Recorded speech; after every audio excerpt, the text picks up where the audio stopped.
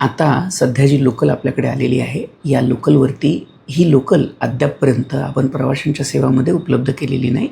आपल्याला जसं पूर्वी पण सांगण्यात आलेलं आहे, ही जी स्वयंचलित दरवाजाची लोकल आहे, या लोकलच्या माध्यमातून आपण आत्ता RDSOचे ट्रायल केल्यानंतर, प्रवाशांसाठीचे ट्रायल केल्यानंतर ही लोकल प्रवाशांच्या सेवेमध्ये उतरवणार आहोत.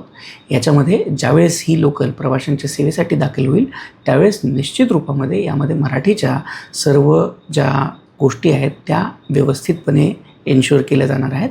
हा रेक सध्या ICFद्वारे तयार करून आपल्याकडे पोचलेला आहे आणि या रेकमध्ये कुठल्याही प्रकारची कमतरता ज्यावेळेस हा रेक सर्व्हिसेसमध्ये इंट्रोड्यूस केला जाईल त्यावेळेस नसणार आहे.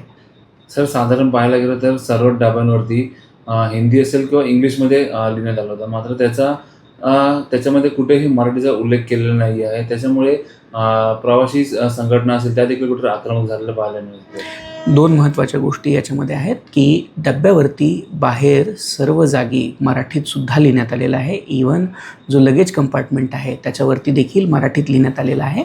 परंतु मराठी आपल्याला जसं अचूक मराठी अशी लिहिण्याची अपेक्षा आहे, ती मराठी अचूक लिहिण्यात आलेली नाही.